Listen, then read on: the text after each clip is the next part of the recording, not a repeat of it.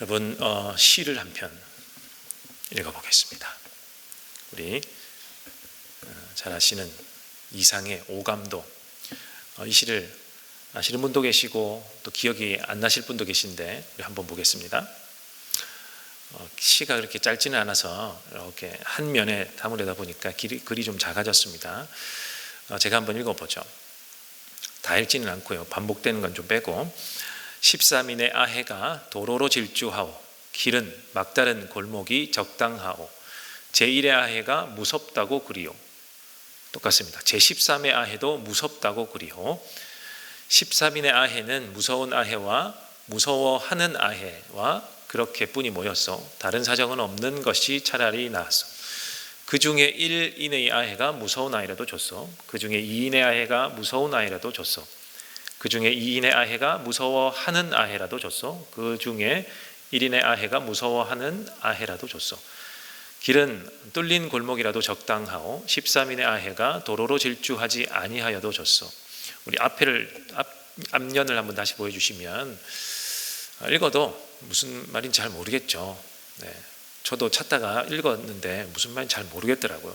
아해는 아이구나, 이 정도는 알겠는데 13명은 뭐고 아해는 왜 나오고 그 아이들이 왜 도로를 질주하고 그 길을 막다른 길에 갔는데 골목이 나오는데 왜 또 적당하다고 하지? 그리고 이제 1번부터 13번까지 다 무섭다고 그럽니다. 모르겠어요. 그래서 무슨 말인지. 그래서 계속 읽어봤습니다. 저는 그렇게 배웠거든요. 고등학교 때 제가 좀 문학을 잘 못했습니다. 시를 해석할 능력이 좀 떨어졌나 봅니다. 그래서 시 만난다면 굉장히 어려웠습니다. 그래서 고등학교의 문학 담당 선생님께서 잘 모를 때는 계속 읽어보아라 그러더라고요. 계속 읽어보아라. 참고서 볼 생각하지 말고 계속 한번 읽어보아라. 다시 한번 시를 보여주시면, 그래서 제가 계속 읽다가 보니까 계속 반복되는 단어들이 나오잖아요. 그래서 거기에 노란색을 이렇게 칠해놨습니다. 13인. 뭔가 힌트가 있을 것 같아. 아해도 그렇고 도로도 그렇고 질주도 그래요.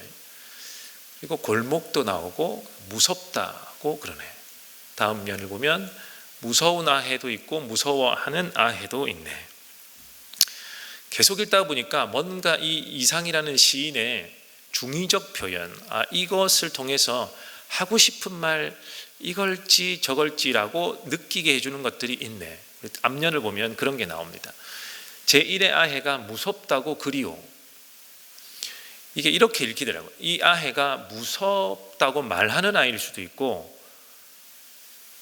무섭다는 소문이 난 아이일 수도 있다. 다시 말하면 무서워하는 아이가 있고 두 번째 무서운 아이가 있는 거예요. 그럴 수 있겠구나.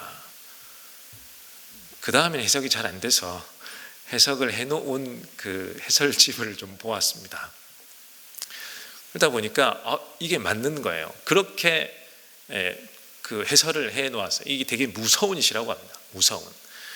13명의 아이가 무서우니까 무서운 무언가를 만나서 이제 막 달립니다. 도로로 달리는데 13명의 아이가 막 달리는데 이 13명의 아이 중에 무서워하는 아이도 있고 그 안에 무서운 아이도 있는 겁니다.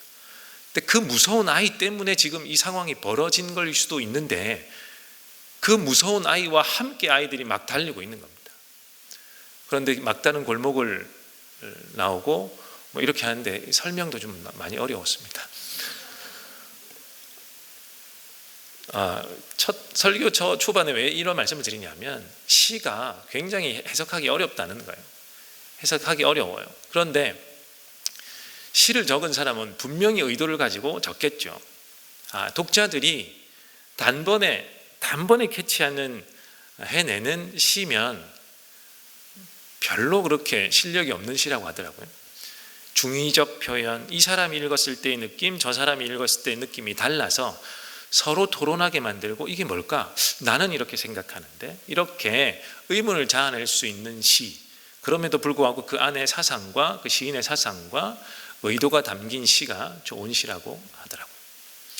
시만 해도 이렇게 해석하기 어려운데요.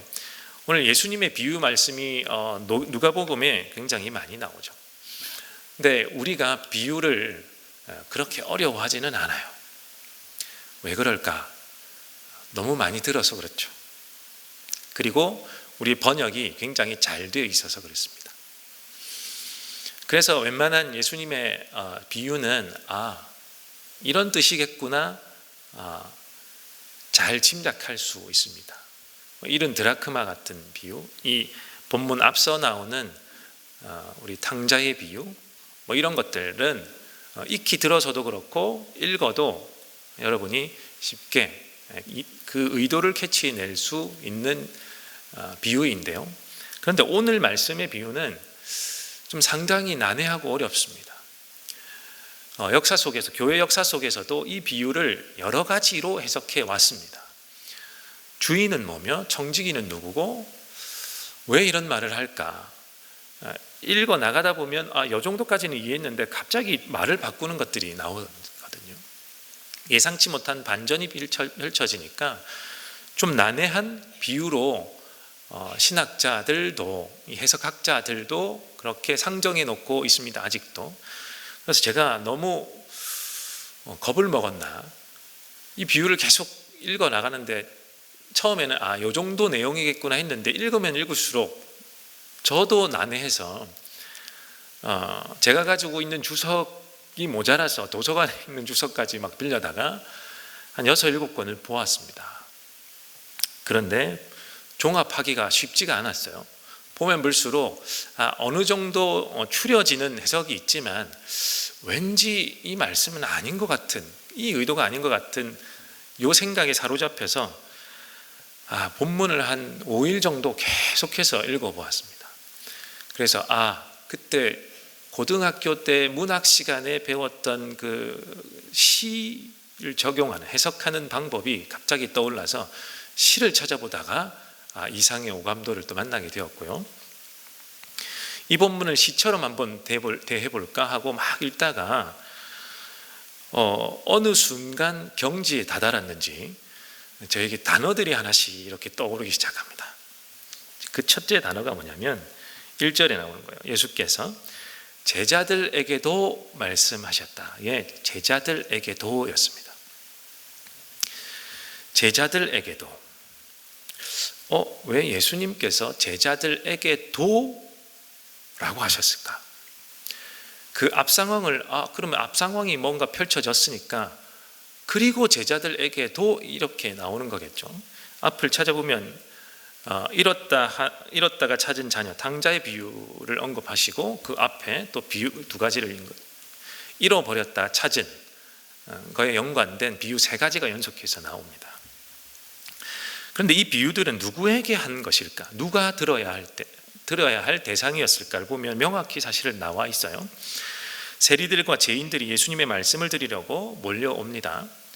그런데 그 모습을 보고 바리새파 사람들과 율법사들이 투덜거려요. 이 사람들이 불만을 가진 거죠. 예수님이 그 사람들을 대한, 사실은 율법에서는 그 사람들은 죄인들이기 때문에요, 같이 함께 해야 될 사람들이 아니기 때문에 배격해야 되는데 예수님이 자꾸 그러지 않는단 말이죠. 그러니 불만이 생깁니다. 그런 사람들이 모여들었을 때 예수님이 이 비유의 말씀을 하기 시작합니다. 들을 사람들은 바로 바리새파 사람들, 율법사들인 거죠. 그런 말씀 다음에 제자들에게도 이렇게 나오는 거예요. 그럼 2가지로 생각해 볼 수 있겠죠.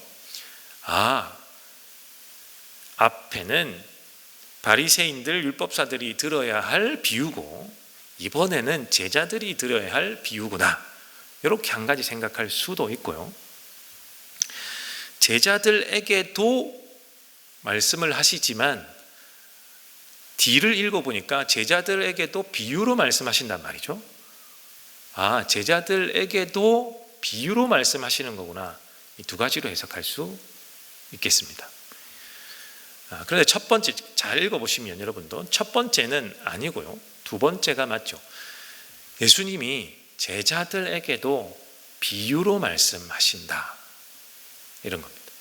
앞에 있는 대상에게도 비유로 말씀하셨고 오늘 제자들에게도 비유로 말씀하신다. 너무 단순한 걸 너무 심오하게 풀었나요? 왜 이렇게 말씀드리냐면 비유로 말씀하시는데 돌려서 말씀하시는 듯한 느낌을 주는 겁니다. 제자들에게도 비유로 말씀하시는데 왠지 제자들이 들어야 될 사람이 아닌 것처럼 이 뉘앙스가 꾸며져 있는 거예요. 제자들에게도 비유로 말씀을 하시지만 정작 들어야 할 사람은 따로 있네. 그러니 이것은 제자들이 들어야 될 말씀은 아닌가 보다. 이렇게 시작을 해야 된다는 거죠. 사실 결론부터 말씀드리면 오늘 이 비유도 똑같이 바리새인들과 율법사들에게 하시는 비유입니다.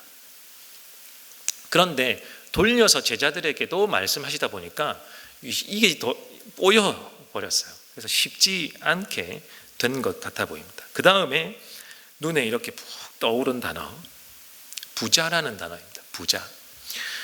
부자는요, 누가복음에서 한 6차례 등장합니다. 단어수로 보면 더 많이 나오지만 6장면에 부자가 등장하는데요, 여기 빼고 5장면에 모두 부정적 의미의 부자입니다. 부자를 닮지 마라, 부자 되지 마라, 부자 너 그렇게 하면 안 돼, 이런 의미의 뉘앙스로 6번 중에 5번이 그렇게 사용되었는데 오늘 드디어 6번째 여기 등장하는 겁니다. 부자. 그러니 여러분 의도, 아까 이상희 오감도에서도 이렇게 쭉 적어놓지만 그 무서움을 이어가고 있는 장면들인데 거기서 갑자기 웃음을 준다든지 개그 코드를 넣는다든지 이렇게 하지는 않겠죠. 일관성 있게 적어나가는 논조가 있을 텐데 오늘 누가복음을 적은 누가도 부자를 6번 사용하는데 5번은 뉘앙스가 안 좋게 사용하고 한 번은 부자는 그래도 좋아요 이렇게 말할 수는 없죠. 오늘 뉘앙스에서도 부정적 의미로 읽힙니다. 그래서 이 부자도 비유에 등장하지만 우리가 본받아야 될 부자의 모습은 아니겠구나. 이 부자가 자기 청지기에게 일을 맡겼지만 이 일이 그렇게 올바른 일은 아니겠구나. 이렇게 읽어야 한다는 것입니다. 자, 그 다음 떠오르는 단어, 청지기는 요즘 말로 하면 자산 관리인 정도로 번역이 될 것 같아요. 여러분도 투자 같은 것 하시잖아요. 돈이 많든 작든 누구나 할 수 있는 것이니까. 근데 정보를 잘 모르거나 내가 전면에 나서서 하기에는 다른 시간도 없고 여러 이유들로 인해서 자산 관리인을 이렇게 두고 한단 말이죠. 요즘에는 그것이 어려운 일도 아니고 내가 내 돈을 맡겨놓고 그 사람이 내 돈을 관리해주는 펀드 같은 것도 많이 있으니까요. 그런 사람들인 겁니다. 근데 뉘앙스는 오늘날과는 많이 다르죠. 그때는 상하, 지위, 계급이 나눠져 있다 보니까 이 청지기는 주인의, 자기의 고용인의 재산을 충실히 관리해 주어야만 하는 사람입니다. 당시에는 계급사회가 그리고 야국강식의 어느 정도의 사회적 논리가 지배하고 있었기 때문에 주인이 자산관리인처럼 생각하는 청지기를 고용을 했는데 이 사람이 잘못 관리했을 때 처분하는 것이 주인으로서 처분하는 것이 당연한 건데요. 오늘 비유는 또 그렇게 안 나옵니다. 기회를 주는 걸로 나오죠. 이 청지기는 그렇다 보니까 주인의 재산을 잘 관리해야 하는 임무가 있어요. 동시에 당시 사회상을 반영해 볼 때 이 청지기는 주인의 돈에 손을 대었다가는 큰일 나는 사람입니다. 자기에게 그 권한은 없어요. 만약에 그런 일이 벌어졌을 때 주인이 어떤 처분을 내려도 괜찮은 시대였기 때문에 절대 주인의 돈에 손을 대는 일은 없습니다. 아주 큰 마음을 먹지 않는 이상. 자, 이런 관계로 볼 때에 이 부자 주인이 이 청지기에게 맡겨준 일은 무엇일까? 쉽게 떠오를 수 있어요. 이 누가복음 다른 본문들도 보면 쉽게 떠오를 수 있는데 오늘 이 비유에서도 나타나는 것처럼 고리에 이자를 남기는 고리대금업이라는 것을 우리가 쉽게 알아낼 수 있죠. 자, 그런데 출애굽기 22장이나 레위기 25장 같은 데 보면 하나님이 율법을 주실 때, 법을 주실 때 유대인들에게, 이스라엘 사람들에게 주실 때 동족에게는 이자를 받지 못하게 되어 있습니다. 그리고 여러분 잘 아시는 희년 사상 같은 것도 있잖아요. 희년법도 있어서 빌려줬던 것은 나중에 다 되돌아가는 것이 유대의 법입니다. 나중에는 이제 리셋하는 제도가 있었던 거예요. 동족이 다 같이, 하나님의 백성이, 택한 백성이 다 같이 살아야 함에도 불구하고 자꾸 그 안에 죄성이 틈타서 계급을 이루려고 하고 재산을 부리려는 쪽이 이렇게 생기다 보니까 그것을 정기적으로 리셋 버튼을 눌러주므로 이게 편만하게, 부가 편만하게 되도록 장치를 다 마련해 두셨어요. 그 중에 하나가 동족에게는 이자를 받지 말고 빌려주는 겁니다. 물건이든 돈이든 빌려주고 그 다음에 그것은 반드시 갚아야 하죠. 그런데 여러 가지 이유로 갚지 못할 때도 있죠. 너무 고생하겠죠. 한 7년간. 그러다가 이제 다시 회귀시켜주고, 이런 것들이 하나님이 세우신 법인데요. 그런데 이것이 나중에 점점 세월이 흐를수록 이 법이 달리 해석이 되고 자의적으로 해석이 되고 합리적으로 해석한다고 해서 자꾸만 이렇게 변형시켜서 예수님 시대에는 고리대금업을 하게 되었습니다. 동족을 상대로도요. 우리가 요한복음을 보면 예수님이 성전에 가셨을 때 장사하는 사람들에게 굉장히 화를 내시는 장면 다 아실 텐데, 그것을 유추해 보면 요 정도까지 변해 있었구나를 쉽게 알 수 있어요. 그런 이 부자 주인이 정직이에게 맡긴 것은 내 재산을 잘 관리해서 손해만 보지 않게 해주십시오는 절대 아니라는 거예요. 내 재산을 잘 관리해서 이윤을 많이 남겨주십시오. 그러면 어떤 청지기가 좋은 청지기일까요? 이윤을 되도록이면 더 많이 저 주인이 고용한 청지기보다 내가 청지기라면 우리 주인에게 고용된 내가 청지기가 저 사람보다 더 많이 이윤을 불려서 주인을 영광스럽게 해주는 것, 그것이 좋은 청지기입니다. 이 비유에 나오는 좋은 청지기. 그런데 어떻게 됩니까? 남긴 이윤이 점점 작아졌던 모양입니다. 주인이 이 청지기를 나무라면서 당신 나가라 그러는 거예요. 정리해고 통보를 합니다. 정리해고 통보죠. 그냥 자르고 너 나에게 손해를 가져다 주었어 이러면서 감옥에 보내도 되는데요.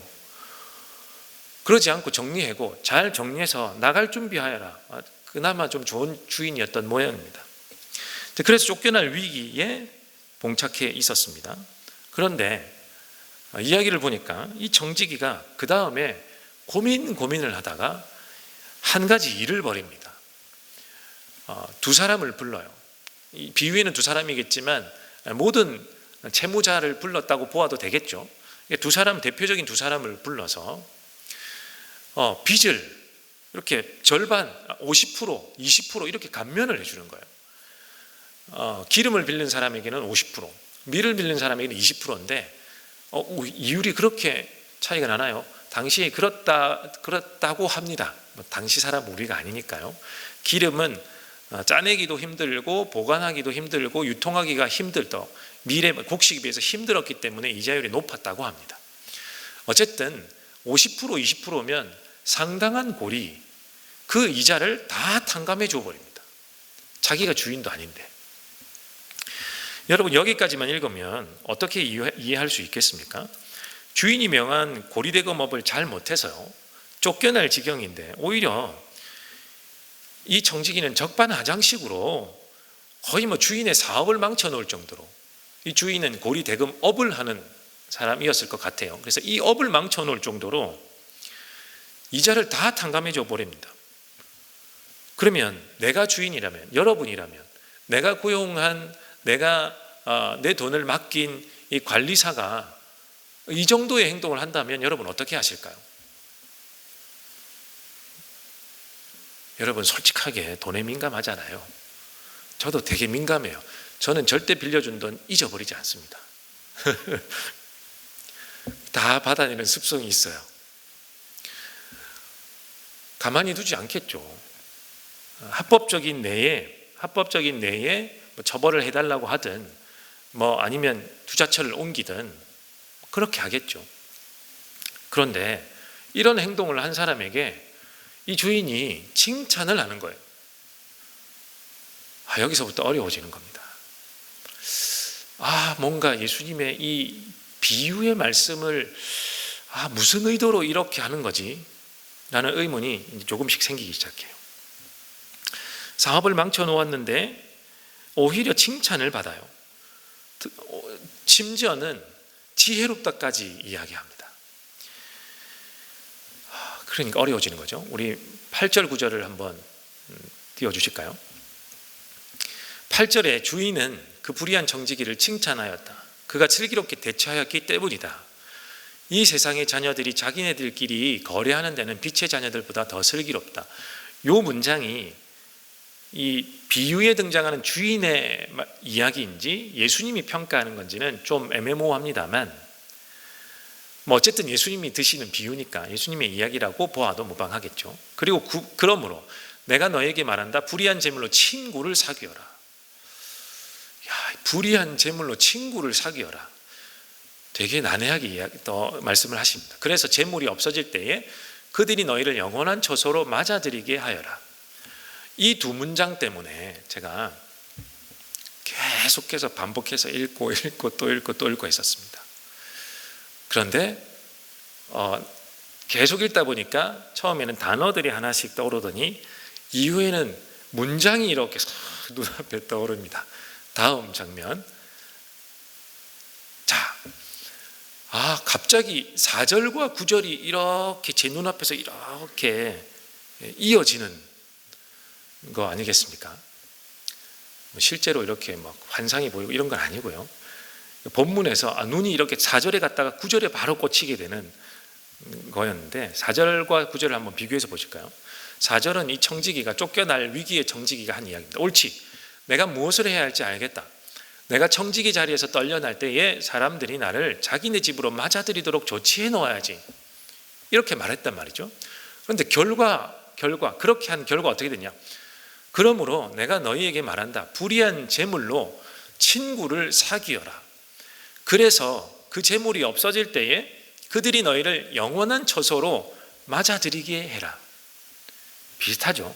사람들이 나를 자기네 집으로 맞아들이도록 조치해 놓아야지 했는데 결과적으로 그래서 그 재물이 없어질 때에 그들이 너희를 영원한 처소로 맞아들이게 하여라. 왠지 이 청지기의 이야기를 예수님이 인용하는 듯한 이야기입니다. 그러면 예수님이 무엇을 칭찬하셨을까요? 저 분홍색으로 색칠해져 있는 그림입니다. 불의한 재물로 친구를 사귀었기 때문에 칭찬받은 것입니다. 그렇구나. 이 청지기가 위기에 놓였는데 이 재물로 친구를 사귀었구나. 이것 때문에 슬기롭다고 칭찬을 받았구나. 이렇게 결론 지어집니다. 그런데 이게 우리를 어렵게 만들었던 이유가 있습니다. 뭐냐면 저 불의한 단어 때문이에요. 불의한 단어. 제가 역본도 한 8개 정도, 번역본도 한 8개 정도, 영문도 4개, 한글도 4개 쭉쭉쭉쭉 다 보면 다 불의한 재물, 한글로는 다 불의한 재물이라고 번역이 되어 있고 영어로는 unrighteousness라고 불의한이라고 이야기합니다. 그리고 KJV 같은 경우는 헬라어를 바로 영어로 번역한 직역본이 KJV인데요. KJV 번역본은 맘몬이라고 그대로 번역해놔요. 헬라어로 저 재물이 맘몬이라고 되어 있고 불의한을 unrighteousness라고 이야기를 하거든요. 그러다 보니까 번역을 할 때 불의한으로 해석되기, 이렇게 번역되기가 십상이었던 거죠. 그런데 이 불의한 unrighteousness가 죄물하고 섞였을 때, 이게 붙었을 때 당시는 그렇게 사용했을까? 우리가 이해하는 바대로 사용했을까가 사실은 문제이거든요. 당시 쿰란 공동체 같은 초기 기독교 공동체의 해석들에 힌트가 나타나는데, 이 불의한 재물이라고 했을 때 이게 재물이 엄청나게 악한 거니까, 엄청나게 악한 것들이 재물이고 돈이니까 절대로 이것에 유혹에 빠지면 안 되고 이것을 만지려고 해서도 안 된다, 이렇게 사용하지 않고요, 그냥 상용 어구처럼 세상의 재물, 아주 드라이하게 그냥 이해하기 쉽게 이게 엄청난 불의를 저지르는 도구가 아니고 그냥 세상 사람들이 사용하고 통용되는 돈, 재물이라는 말로 사용됩니다. 여러분, 그러면 그렇게 놓고 보면 불의한 재물로 친구를 사귀어라, 이 나쁜 재물로 친구를 사귀어라 라고 해석하기보다는 그냥 세상의 사람들이 사용하는 재물로 친구를 사귀어라 라고 해석하는 것이 더 와닿는 해석이라는 것입니다. 그렇게 보면 이 비유의 가르침은 우리에게 한 가지 힌트를 줍니다. 우리가 사용하고 있는 재물들, 지금 통용하고 있는 돈들, 이런 것은 하나님이 주신 의도가 있구나, 이런 것을 하나님이 우리에게 맡겨주신 의도가 있구나, 이것을 잘 사용하라는 것이구나. 우리가 돈을 이렇게 나쁜 것으로만 보아서는 안 되는 것이구나. 여러분, 솔직히 그렇게 보지는 않죠. 이게 많으면 참 좋아지잖아요. 기분도 좋아지고. 근데 그렇게 되기까지 우리가 잘 사용할 수만 있으면 잘 사용하라는 것입니다. 여러분, 생각해 보면 우리가 자본주의 그리고 민주주의 사회에서 살면서 이 돈을 통용하지 않고는, 이 자본을 통용하지 않고 재물을 가지고 이렇게 사용하지 않고는 살아갈 수가 없어요. 그렇게 안 하려면 산으로 가거나 어디로 아주 시골로 가서 내 삼시세끼 모든 것을 이렇게 재배해서 길러서 먹지 않는 이상은, 근데 그렇게 한다 해도 그렇게 사회생활이 안 되잖아요. 아무도 그렇게 살지 않기 때문에. 그래서 우리에게 하나님이 이 재물을, 그리고 이 돈을 주신 것은 잘 사용하라는 의미구나, 한 가지 힌트를 얻을 수 있어요. 그리고 이것으로 어떻게 해야 되느냐, 우리에게 주신 재물과 이 돈으로 어떻게 해야 될까? 그렇구나, 사람을 잘 사귀는 것으로 잘 사용해야 되겠구나 까지 오늘 말씀의 힌트를 얻을 수 있어요. 그리고 난 다음에 1절 쪽으로 한번 넘어가 보면, 시작점으로 다시 한번 돌아가 보면, 그러면 왜 이런 비유를 드셨을까? 들어야 할 사람들이 따로 상정해져 있는 것 같은데 예수님은 왜 이런 비유를 지금 들고 계실까? 앞에 비유들과는 사뭇 다른 내용들을 지금 언급하시면서 비유를 말씀하시는데 왜 이 비유를 말씀하실까를 생각해 보아야겠죠.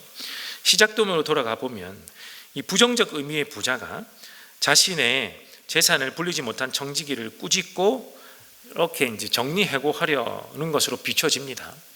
당시 사람들도 다 그렇게 읽힐 정도로 예수님이 그렇게 비유를 사용하시는데요.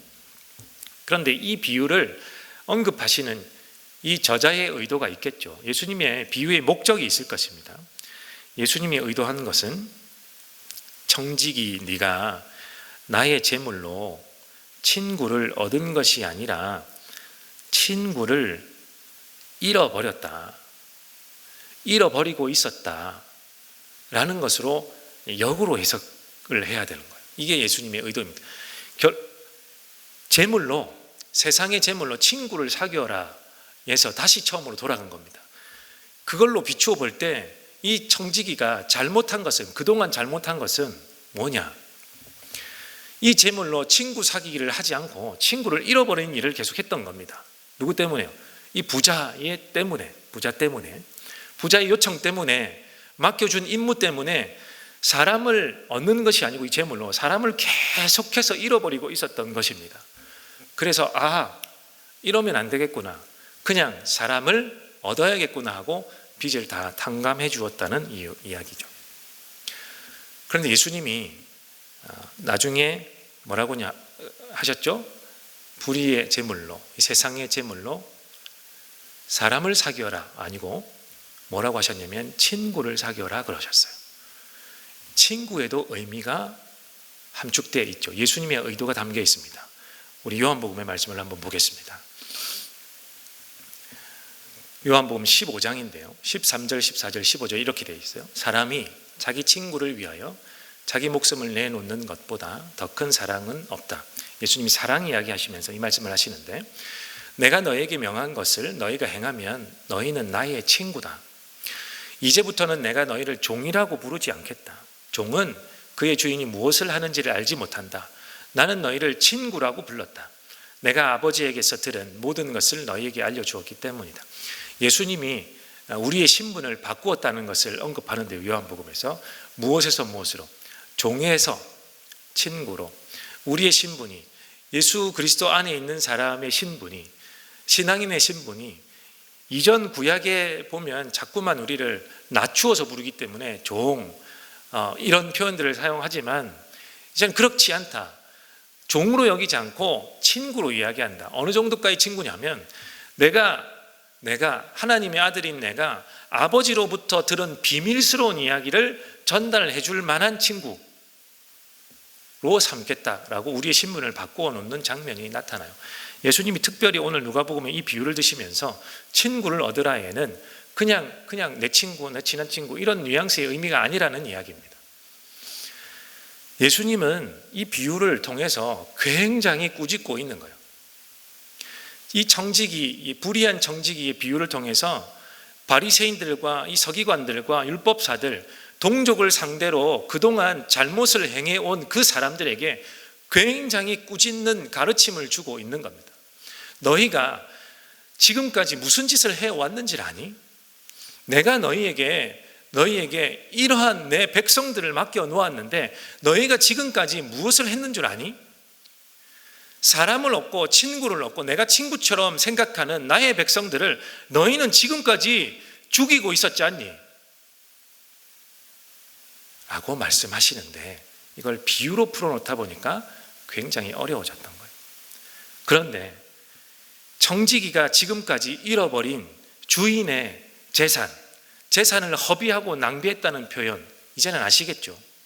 내가 너희 이스라엘의 지도자들에게 이만큼을 맡겨놨는데 너희는 이것으로 불리인 것이 아니고 오히려 줄이고 원금에도 손해가 가게 만드는 일을 벌였다. 그게 뭔지 아니? 사람을 죽이고 있었다는 거야. 무엇으로? 특별히 무엇으로? 오늘 재물 이야기하는 것에도 의미가 있겠죠. 무엇으로? 특별히 돈으로. 다양한 방법으로 이 바리새인들을 비롯한 이 유대 지도자들이 다양한 방법으로 이 백성들을 못 살게 하고 죽음에 이르기까지 했지만, 다양한 것 중에서도 특별히 무엇으로 했냐 할 때 돈이라는 겁니다. 재물이라는 겁니다.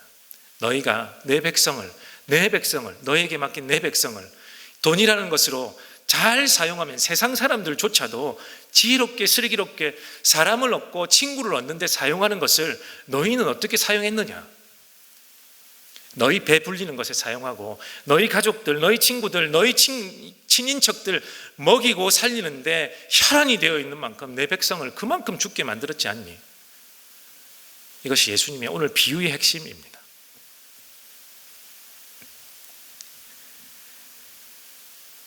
친구 사귀라고 주었는데 재물을 그렇지 않았다는 거예요. 작년 한 해 제가 고성에 가 있었습니다. 강원도 고성에 2주한 거죠. 1년 정도 2주를 했는데요. 아이들도 이제 초등학교도 전학을 해서 그쪽에 있는 한 50명도 안 된 한 시골 학교에 보냈는데요. 작은 학교니까 혜택도 참 많았지만 단점이 뭐냐면 아이들이 작으니까 친구가 별로 없는 거예요. 큰 아이는 3학년에 이렇게 이제 들어갔는데 한 명이 있었습니다. 한 명. 그러니까 우리 딸까지 하면 2명이 있는 거예요. 친구 사귀기가 얼마나 어렵겠어요? 근데 조금씩 불어나긴 했지만 1학년 입학을 한 우리 둘째도 보면 6명 정도밖에 없었어요. 그러니까 친구 사귀기가 좀 어렵죠. 그러면 이제 친구들을 집으로 초대해야 되는데 코로나 때문에 초대도 못하고 놀려고 이렇게 해야 되는데 그것도 잘 못하고, 예를 들어 우리 자녀가 이런 상황에 있으면 여러분 어떻게 합니까? 친구를 잘 사귀고 있지 못할 때 용돈 주면서 야, 친구 좀 잘 사귀어봐. 네가 맛있는 것도 좀 사주고 이렇게 하라고 용돈을 부모가 줬는데요, 얘는 이걸 가지고 가가지고 친구들을 못 살게 하고 갑질을 하고 이렇게 했다고 생각해 보십시오. 부모로서 얼마나 온화한 마음은 안 들겠죠. 예수님의 심정이 바로 이 심정인 것입니다. 그래 놓고 10절부터 다시 읽어보면 예수님의 의도를 알 수 있어요. 작은 재물 하나 관리 못해서 재물을 크게 생각해서 그 재물에만 혈안이 되고 재물을 주인 만들어 버리니까, 매몰되니까 어떻게 내가 너에게 큰 일을 맡기겠니? 사람을 구하고 생명을 구하는 이 큰 일, 이 복음 사역을 하는데 내가 너희를 어떻게 사용하겠니? 이렇게 읽히죠. 특별히 13절은 친구를 사귀는 도구, 이웃을 살리는 도구가 오히려 주인이 되었다라고 한탄하시는 이야기입니다. 제자들에게 말씀하신 비유지만 대상이 따로 있었죠. 바리새인들, 서기관들, 유대의 지도자들입니다. 그런데 특별히 돈을 언급하신 것은 14절 보면 나옵니다. 바리새파 사람들은 돈을 좋아했다고 합니다. 돈을 모으고 돈을 내 것으로 만드는데 굉장히 혈안이 되어 있었던 모양입니다. 그러니 오늘 이 비유로 예수님이 굉장히 아프게 꾸짖으셨는데, 이 비유의 목적은 사실 들을 귀 있는 자가 듣는 것입니다. 이 비유를 아주 명확하게 이야기해서 이게 진리군요, 바로 깨달으면 참 좋겠지만, 이 비유는, 예수님의 모든 비유는 그런 목적이 아닙니다. 들을 귀 있는 천국 백성은 들리는 거예요. 그렇지 않은 백성은 듣고 어떻게 해요? 비웃는 거죠. 오늘 14절의 바리새인들처럼 이 비유를 다 듣고 바리새인들은 웃어 넘깁니다. 성도 여러분, 오늘 말씀을 맺겠습니다. 돈이라는 것, 여러분, 우리가 충실히 벌고 사용하고 만족감을 누려야 하는 도구입니다. 그것이 하나님이 우리에게 재물을 주시고 돈을 주신 목적이기 때문에 그렇습니다. 꼭 필요한 도구죠. 그러나 이 돈과 재물의 의도, 하나님이 우리에게 맡겨주신 의도는 오늘 말씀처럼 다른 데 있죠.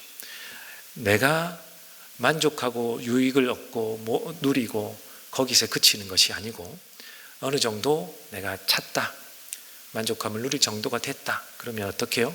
이웃과 함께 친구를 얻는 것에 사용되는 거예요. 나 중심으로 모여드는 게 아니라 나 중심으로 인해서 밖으로 흘러가는 통로처럼 사용되는 것이 재물을 우리에게 주신 하나님의 목적이라는 것, 오늘 말씀을 통해 깨달았으면 좋겠습니다.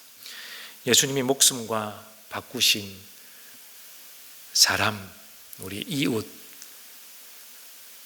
목숨을 버릴 정도로 사랑하시는 친구로 삼으신 우리 주변의 모든 이웃, 복음을 들어야 할 이웃들에게 우리가 오늘의 말씀을 받들어 인색하지 않고 내가 가진 것으로 이웃을 살릴 수 있다면, 이것이 하나님의 뜻이구나로 깨닫는 저와 여러분 되면 좋겠습니다. 반대로 그렇지 아니할 때는 나만 영혼이 메마르는 것이 아니라 하나님의 영광도 땅에 떨어지고 만다는 것, 오늘 저와 여러분이 잊지 않으셨으면 좋겠습니다.